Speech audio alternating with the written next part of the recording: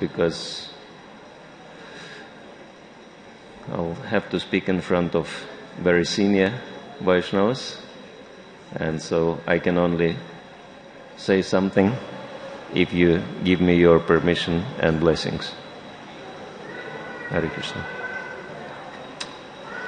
So today we will continue reading Srimad Bhagavatam, Canto 7, Chapter 2, entitled Hiranyakashipu, King of the Demons. And so today we're going to read through texts 17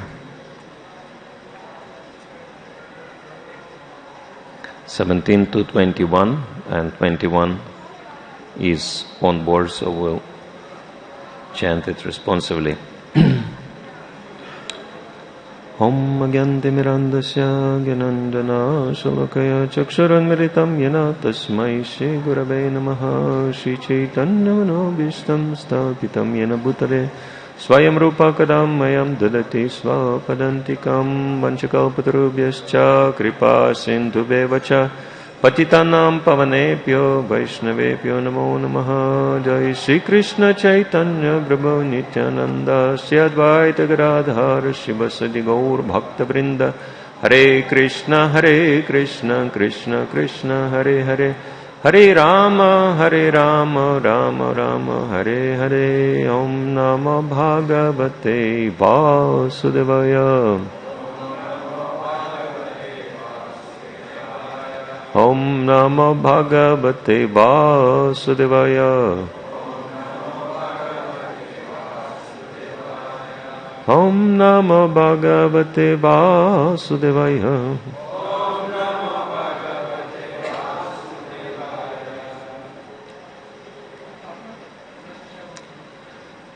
Text 17. Hiranyakashipu bhratu samparitasya dukkitaha kritva katoda kadini pratrit putran asantayat. After performing the ritualistic observances for the death of his brother Hiranyakashipu, being extremely unhappy, tried to pacify his nephews. Shakunim Shambaram Drishtim Bhutasanta Panambrikam Kalanabham Mahan Nabham Harishmashram Atokacham Tanmataram Rushabanam Ditim Cha Dananim Gira Slakshnaya Deshakalagya Idamaha Janeshwara. O king, Hiranyakashipu was extremely angry, but since he was a great politician, he knew how to act according to the time and situation. With sweet words, he began pacifying his nephews, whose names were Shakuni, Shambara, Drishti, Bhuta, Santapana, Brika, Kalanaba, Mahanaba, Harishmashru, and Utkacha. He also consoled their mother, his sister-in-law, Rishabhanu, as well as his own mother, Diti. He spoke to them all as follows. And the Sanskrit of the text 20 is very interesting. Take a note of that. Shri Hiranyakashipur Uvacha Ambamba he vadha vadhu putra biram marhata shuchitum ripor abhimukhe stakya shuranam vadha ipsitaha. Hiranyakashipu said, "My dear mother, sister-in-law and nephews, you should not lament for the death of the great hero, for a hero's death in front of his enemy is glorious and desirable." And so text 21 is on the board. Please let's chant responsively. Bhutanam iha sambasa Bhutanameha sambasa Prapayam iva subrate Prapayam iva subrate Daivena ekatra nitanam Daivena ekatra nitanam Unnitanam svakarmabhi Unnitanam svakarmabhi Bhutanameha sambasa Prapayam iva suvrate Daivena ekatra nitanam Unnitanam svakarmabhi. Please repeat.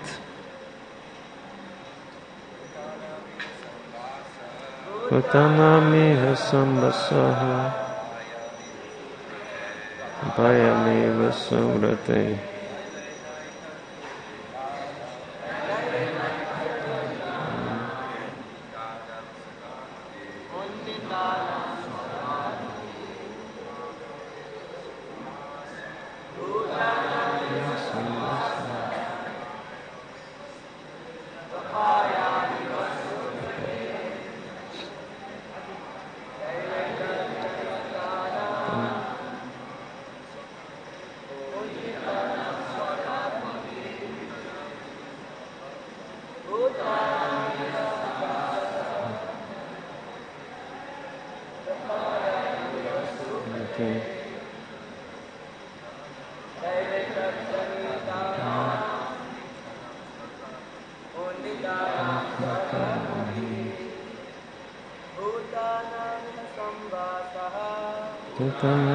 sambasa Prapayam hiva suvrate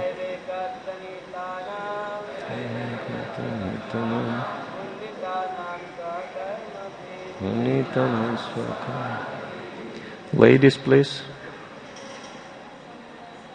Bhutanameha sambasa Prapayamiva suvrate Daivena katrinitanam Unitanam svakarmabhi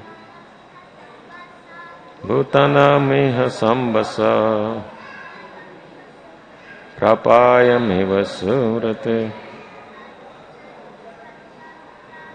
Daivena katrinitanam Unitanam svakarmabhi. Synonyms, please repeat. Bhutanam, of all living entities. Iha, in this world.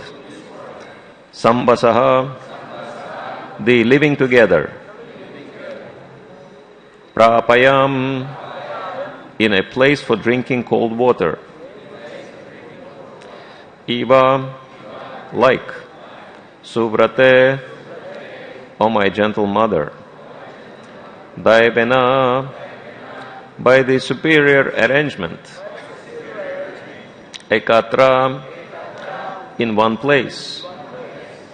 Nitanam, of those brought. Unitanam, of those led apart. Svakarmabhi, by their own reactions. Translation and purport by His Divine Grace A.C. Bhaktivedanta Swami, Srila Prabhupada Ki Jai. My dear mother, in a restaurant or place for drinking cold water, many travelers are brought together, and after drinking water they continue to their respective destinations. Similarly, living entities join together in a family, and later, as a result of their own actions, they are led apart to their destinations. Purport. Prakriti kriyamanani gunai karmani sarvasha ahankaro vimutatma kartaham iti manyate. The bewildered soul, under the influence of the three modes of material nature, thinks himself the doer of activities which are in actuality carried out by nature. Bhagavad Gita 3:27.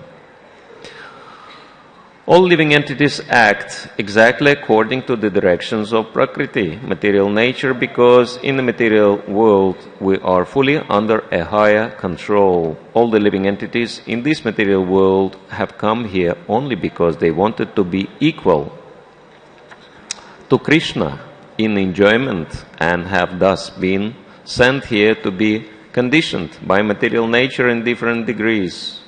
In the material world, the so-called family is a combination of several persons in one home to fulfill the terms of their imprisonment.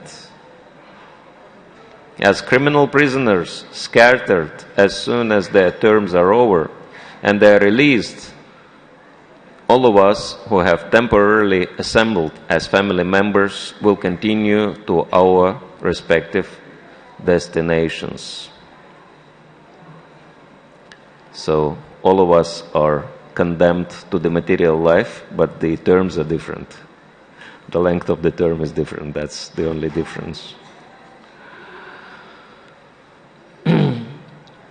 Another example given is that family members are like straws carried together by the waves of a river. Sometimes such straws are mixed together in whirlpools and later dispersed again by the same waves. They float alone in the water. Although Hiranyakashipu was a demon, he had Vedic knowledge and understanding.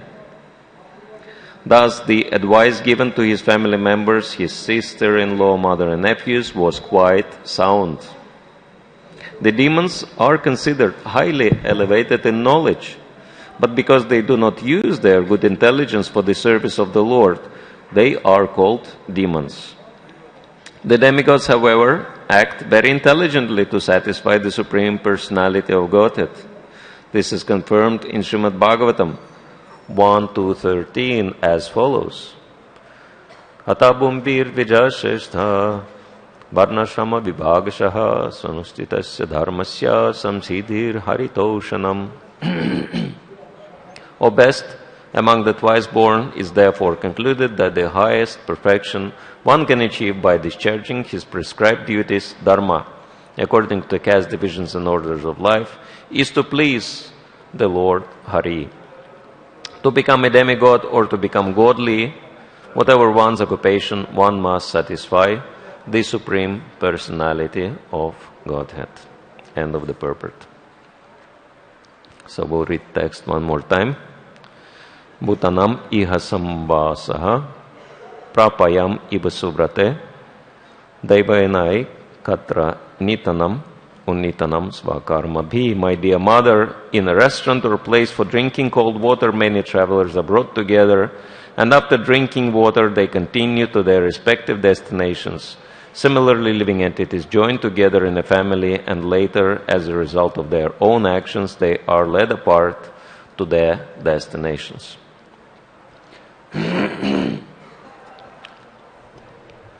This is very special part of Srimad Bhagavatam, because we hear very deep spiritual instructions from the mouth of one of the greatest demons in the history of the universe, not just this little planet. And so, how this is possible? That's actually been hinted in a previous verse, wherein Narad Muni, who is actually narrating this story, if you remember from the beginning of the 7th canto, he calls Hiranyakashipu Shri Hiranyakashipu. And so there is a very clear answer why Hiranyakashipu, while being a great demon, he was preaching practically like a devotee. This is something you would hear from devotees, right? There are so many, Lord Krishna in Bhagavad Gita was giving pretty much the same knowledge. And the reason is very simple, that Hiranyakashipu is a devotee. Not only just any devotee, but he is one of the greatest devotees of the Lord. Actually, his service was to be a personal guard at the gates of Vaikuntha. And how come that he became a great demon? Well, he committed an offense towards 4 Kumaras, and thus he was cursed to become a great demon. But nevertheless, as Lord Krishna says in Bhagavad Gita, Kaunteya pratijanihina me bhakta pranashati. Declare it boldly, Arjuna, my devotee will never perish. The Lord engaged Hiranyakashipu in a pastime for his own pleasure. So he is a devotee playing the role of the demon for the pleasure of the Lord. Nevertheless, for us, this part of Srimad Bhagavatam, because the entire 7th canto actually pretty much dedicated to this story. Narad Muni is telling this story in great details because this is a very important part of Srimad Bhagavatam, which is teaching us very important lessons. And lesson number 1 is that Hiranyakashipu was one of the greatest devotees in the spiritual world, and because he was not careful, he turned into one of the greatest demons. So, lesson number 1 for us that, no matter how high we are in our position in Krishna consciousness, if we are not careful, anything can happen, right? Where the devotees are coming from. Where the demons are coming from, right? This is what this part of Srimad Bhagavatam is teaching us. To be always careful and never become proud of our great fortune. And Hiranyakashipu was also born from one of the greatest devotees, Kashyapa Muni. And so, nevertheless, he became a demon. So, even being born in devotee family doesn't guarantee anything. So, that's lesson number 2 from this pastime. There are many, many important lessons. And we can understand that the name Hiranyakashipu indicates 2 things. Attachment to Hiranya, which is gold, wealth. We can also say prestige, right? Because Hiranya means to shine, right? Anything shining, so shiny position, prestigious position. And Kashipu means soft bed, sense gratification, right? So he was really into enjoyment. He was really into wealth and everything associated with it. Enjoying wealth and enjoying sense gratification. And so these 2 things were very prominent in Hiranyakashipu's personality, greed and lust. So he was Mr. Greed and Lust personified, greed plus lust. And then he found an impediment in his sense gratification. That was the Supreme Lord, who was threatening Hiranyakashipu's position. And Hiranyakashipu became angry. And so we just read the part of this 2nd chapter wherein it was explained what Hiranyakashipu had done due to anger. He was killing and destroying everything and everyone to establish his supremacy. This is how demons are acting. They just don't care, right? It's actually interesting. In Kali Yuga, if you want to become famous and enter into the history books, Basically, you have to kill as many people as you can manage in one lifetime. So the more people you kill, the greater, historical personality you become, right? If we just look into it, all the great, historical personalities, this is what they're famous for. Like Hitler and Stalin and Lenin, right? Killing so many people. And so Hiranyakashipu definitely is one of the historical personalities. And he killed so many people as well. So anger, he's another very prominent feature. And therefore Bhagavad Gita says there are three paths leading to hell: lust, anger, and greed. And any intelligent person must avoid these three gates to hell at any cost. And this is a lesson for us, that there are lessons in Srimad Bhagavatam. What shall we do to become nice devotees? And here in this chapter, the best example of all the devotees is Prahlad Maharaj. Again, very tolerant and very peaceful, and despite of anything Hiranyakashipu did to him, he always remained very positive, and he was even glorifying Hiranyakashipu. He was appreciating him. As we will learn from future verses, he would call Hiranyakashipu Asura Varya, the best of all the demons. He was glorifying him. And we can see that Hiranyakashipu is also appreciated by Narada Muni.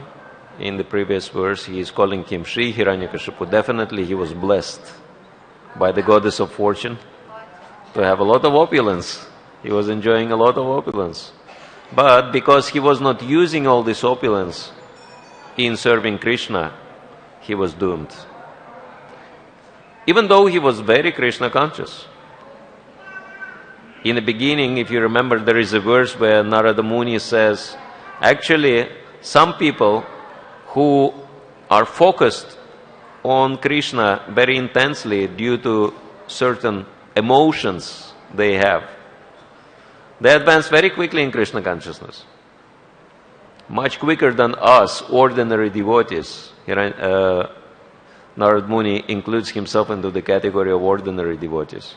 And so he says, he gave examples, and he gave examples that Kamsa, he was fearful of the Lord, and so he couldn't stop thinking of the Lord. And Hiranyakashipu, he was angry with the Supreme Lord, and thus he couldn't stop thinking of the Supreme Lord. And of course, he is giving positive examples as well, like gopis. But this is the position. Hiranyakashipu was actually very, very Krishna conscious.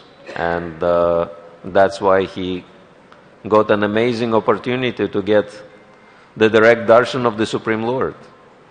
Of course, he was not too happy about it. And he had to suffer very painful situation before he left his body. So that's why this kind of focus on the Supreme Lord is called pratikula bhakti. So it helps one to advance in Krishna consciousness, but it is very, very painful process. So if we want to avoid experiencing a lot of pain in Krishna consciousness, instead of practicing pratikula bhakti, we should shift to anukula bhakti. And what is the difference between anukula bhakti and pratikula bhakti? It is very simple, that pratikula bhakti is characterized by the influences of lust, anger, and greed. Very simple. And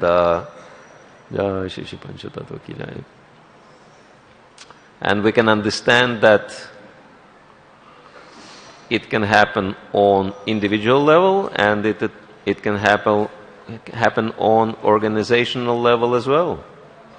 That in the same way as lust, anger, and greed are the destroying factors in one's individual spiritual life, on organizational level, there are three vices which destroy,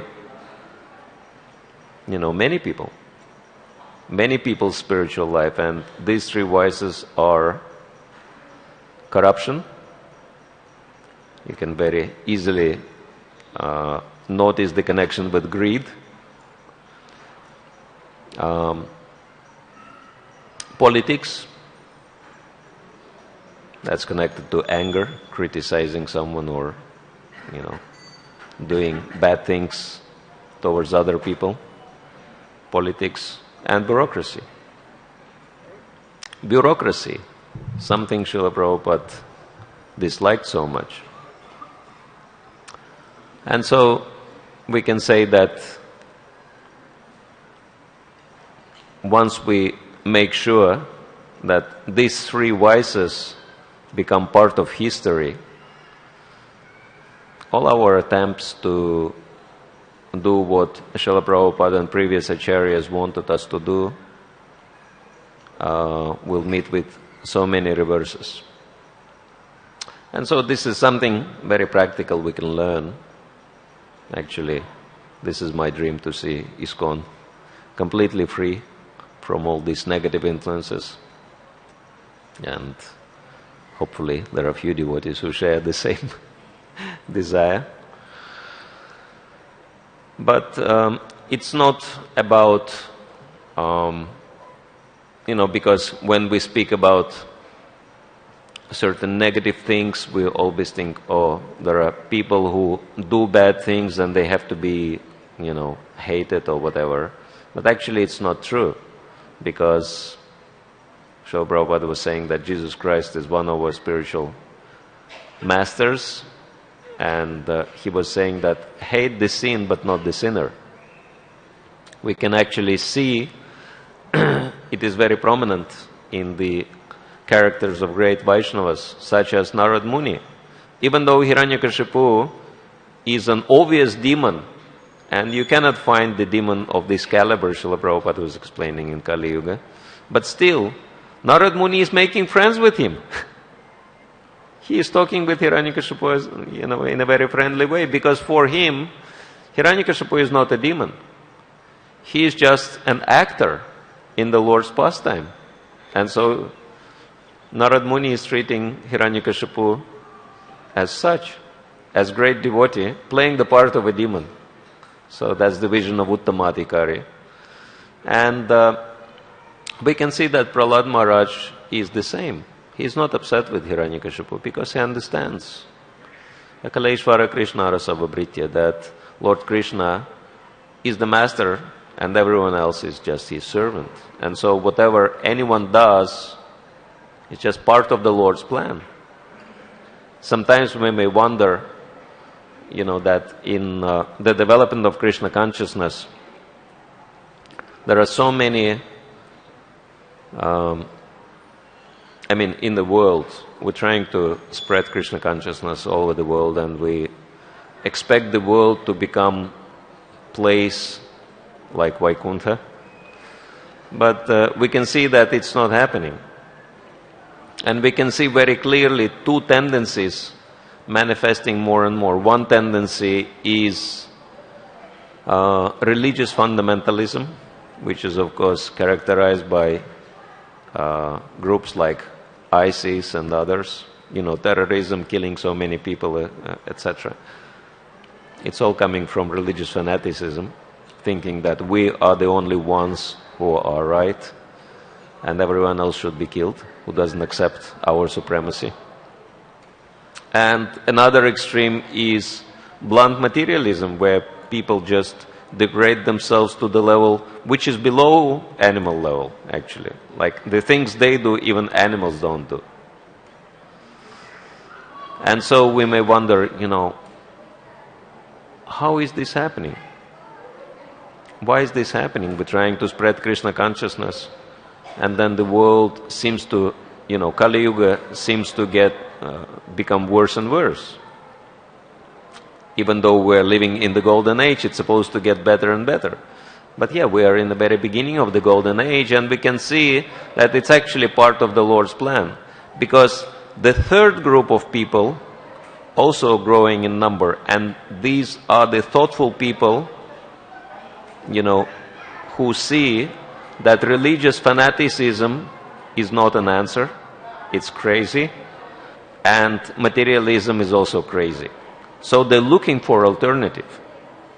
So actually these two categories of people are helping us in spreading Krishna consciousness.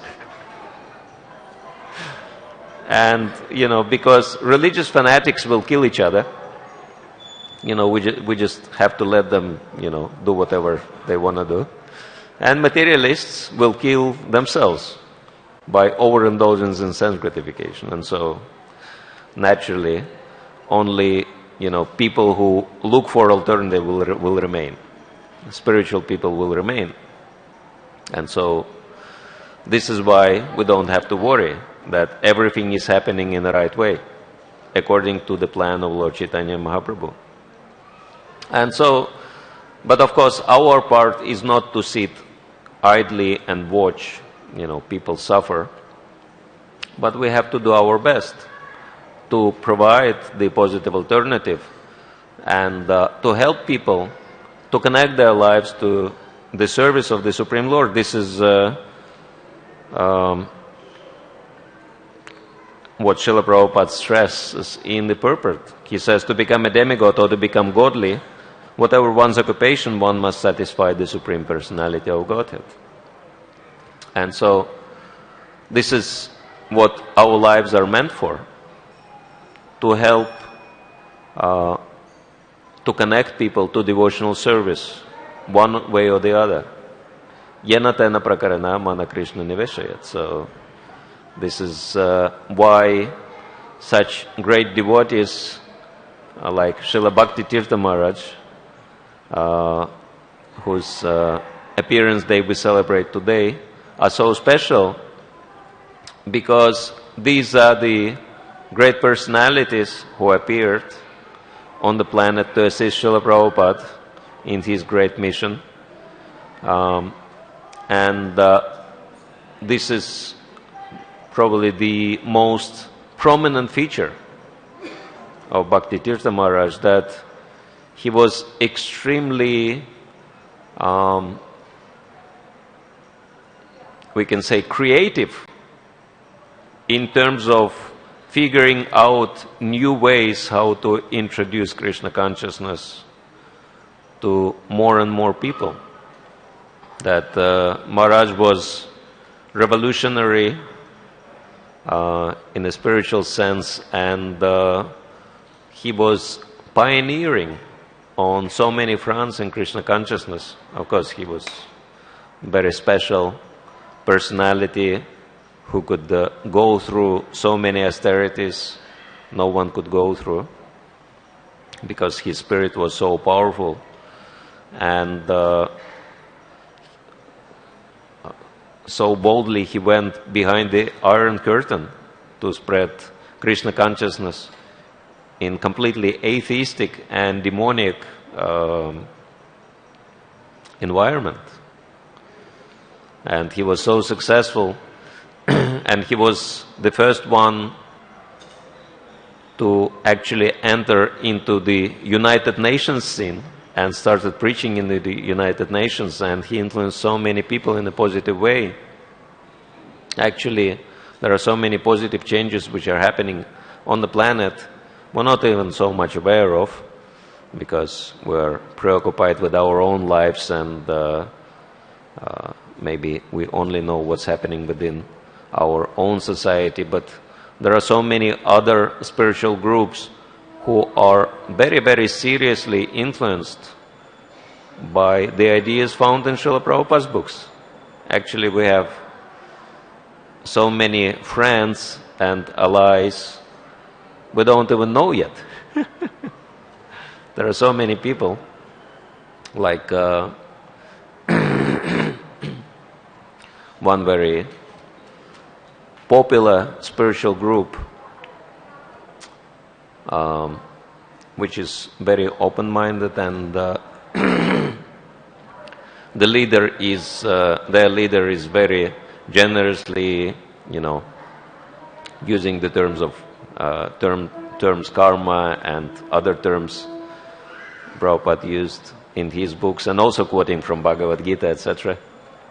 Even though he is a Christian by training, and he became very popular because of his broad-mindedness. He invites all kinds of spiritual groups into his fold, and he is so popular, like 10,000 people come to listen to his talks on weekly basis, nowhere else but in Los Angeles. And he follows, all the regulative principles, and used to come to our restaurant to take prasadam, and holds Krishna Day in his church, invites devotees to chant and preach, and all the collection they get, he gives as a donation to the devotees. And devotees came and they said, "Can we have a stall to distribute books, a little table to distribute books on your ground?" He said, "Why do you need table?" And normally other spiritual groups, they rent a stall or table. And he said, "Why do you need a table? You don't have to pay me anything, but all these people you see, these thousands of people, they are yours. You can go anywhere and everywhere, distribute books, and you don't have to give me anything. This is my service to Krishna." And there are so many people like that, very open-minded, positive. Maybe there are slight differences in our philosophies, but they are very enthusiastic to serve the devotees. And so we were just talking with one of the senior Vaishnavas this morning, and I was contemplating on this point that Prabhupada's original strategy was not to officially convert someone to make him join the organization formally, but to engage people in devotional service. And from that engagement, all the good fortune would come. And whether people will want to join officially or not, that connection with devotional service will benefit them in any case. And so that was his strategy. And I was thinking, if we'll start thinking past, recruiting people, how to engage more and more people in devotional service, will become so much more successful. And so Srila Bhakti Tirtha Maharaj was so creative in that sense. He was discovering so many noble ways, as Prabhupada mentions in the first canto, that devotees have to discover so many noble ways how to reach out to many people with Krishna conscious ideas.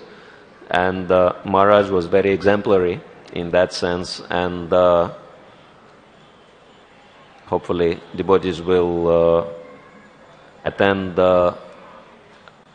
There are memories dedicated to Maharaj today. What time? Starting at 10 o'clock. So please.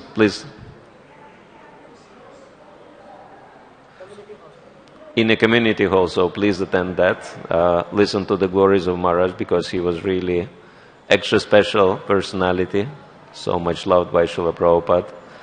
And so tomorrow, I know that there is a Bhagavatam class also dedicated to his glories.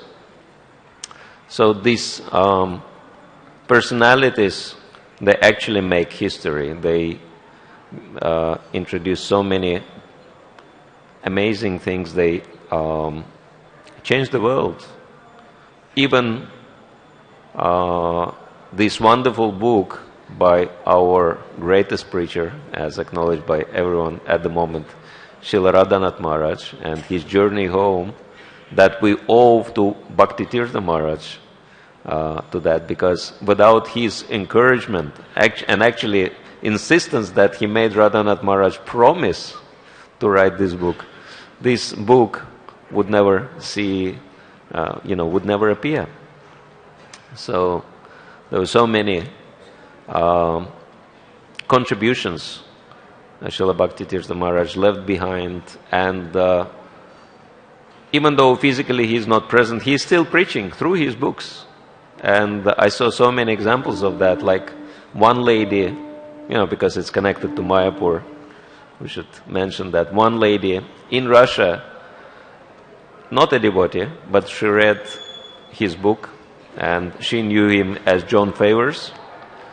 And she came to the devotees, because through the book she figured out she connected to Hare Krishna. So she came to the devotees and she said, "How can I meet this man? I'm ready to travel anywhere on the planet just to see him personally."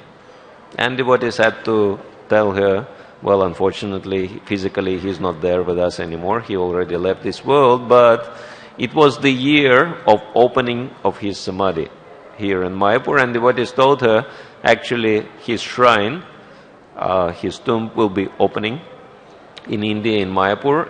And she was a business lady. She wanted to start her Ayurvedic clinic.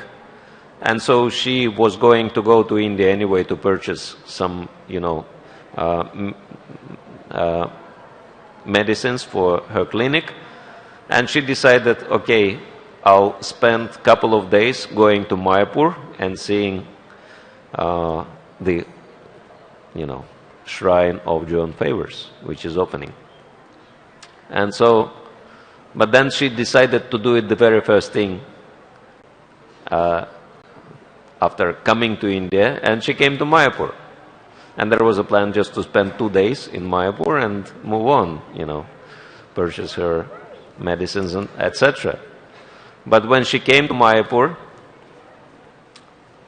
she said, "It's an amazing place.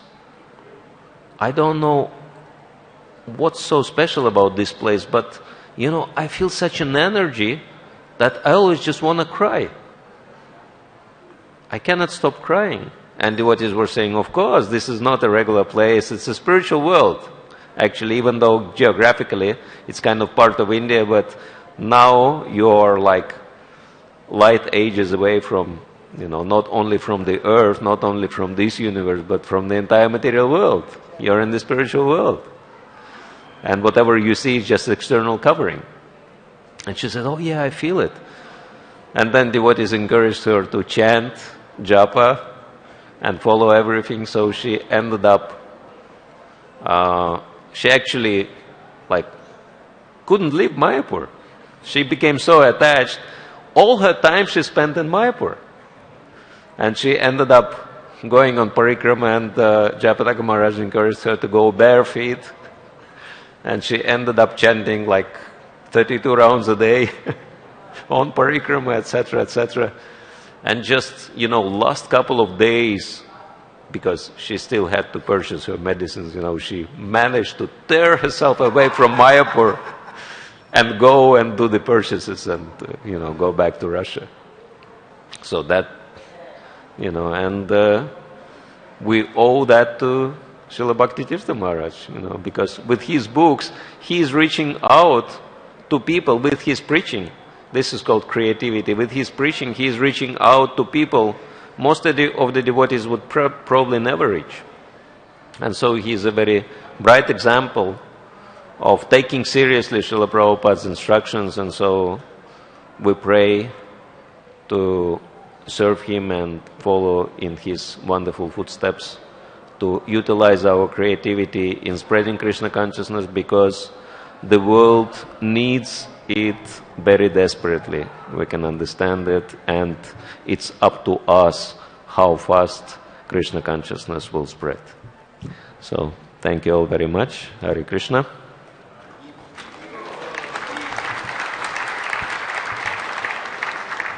I'm sorry, I was not looking at the watch, but I think our time is over. Well, 5 minutes over the schedule, so we'll finish here. Grantaraj Srimad Bhagavatam ki jai, Srila Prabhupada ki jai, Srila Bhakti Tirtha Swami Maharaj ki jai, Gaur Premanande.